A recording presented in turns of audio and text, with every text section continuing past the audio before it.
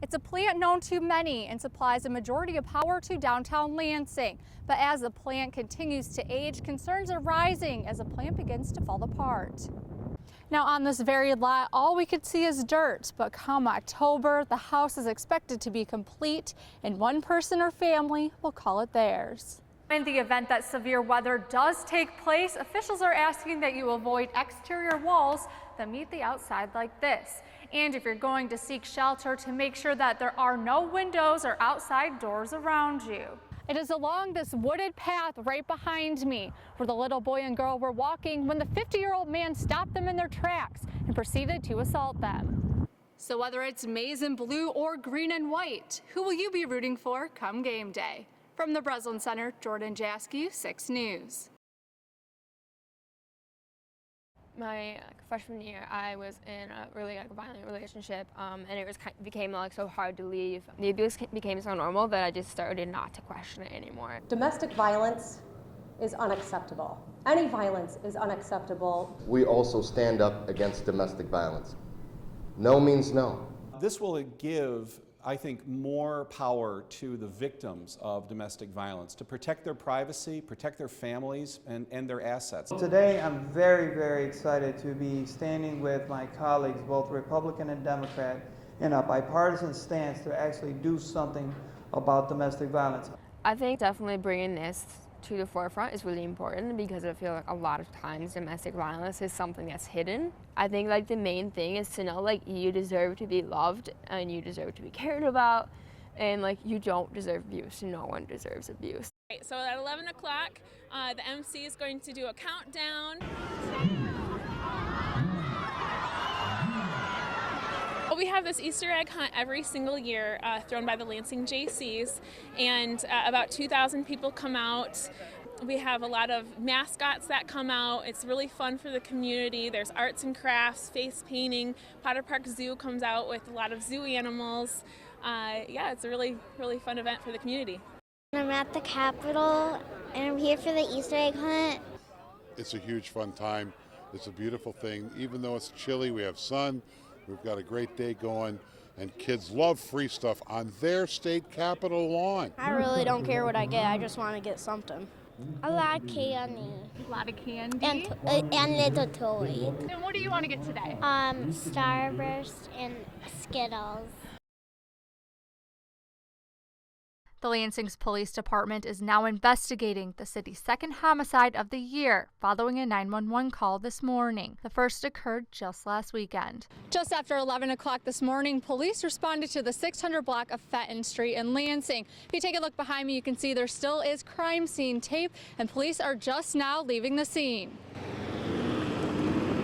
Police say they responded to a call of suspicious activity in the area and came across a crime scene. The Lansing Police Department did arrive to a residence here in the 600 block of Fenton. They made entrance into the house. They did locate a 39-year-old male, and it appears to be the resident there, deceased. And officials say this was not a random act. Anytime you have a homicide, people should be alarmed 100% and be alert. However, again, we're putting out there that it's not a random act and that we're actually following up on some leads right now. 6 News spoke to neighbors to hear what they had to say. I woke up, I worked the night shift, and there's cops all over the house and, all around, spread out, cars all over, and, neighbors were concerned. And it's sad, Lansing's getting really, crazy, man. The victim's name has not been released, and there are no suspects reported at this time, while the homicide remains under investigation. In Lansing, Jordanne Jaskiw, 6 News. Today marks a day of silence to bring awareness to struggles lesbian, gay, bisexual, and transgender individuals face. You're not abnormal. There's no such thing as normal, and you deserve love. LGBT community, I know about it. My brother was gay, and I personally suffered, and I watched my brother suffer. I suffered as his brother. I was bullied because my brother was gay. And while words are going unspoken throughout the country, one group made sure that silence came to Lansing.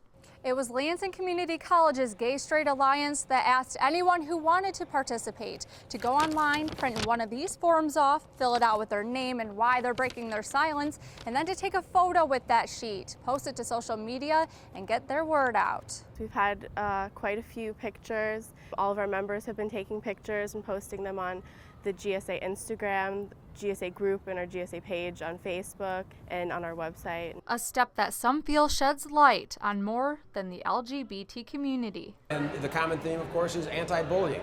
And it's because it's a real problem. It's a continuing problem. It's something that doesn't just go away. You don't solve it ever once and for all. People can be bullied from the time they get up in the morning and go to school to the time they go home. Which is why some community members broke their silence to tell 6 News why people should listen before all things go quiet. In Lansing, Jordanne Jaskiw, 6 News. It is called equine herpes virus. It's highly contagious in horses and has quarantined several after 4 horses were confirmed to have type 1 here in Michigan. We have the type 1 virus, which can also break down into 2 strains. There's a wild type strain, which basically causes respiratory diseases, and then there is a mutation off that wild type strain that can cause neurological diseases. And while this virus remains an issue within the state, horse owners' biggest fear is taking their very own to competition and exposing them to horses who haven't been vaccinated and could have the virus.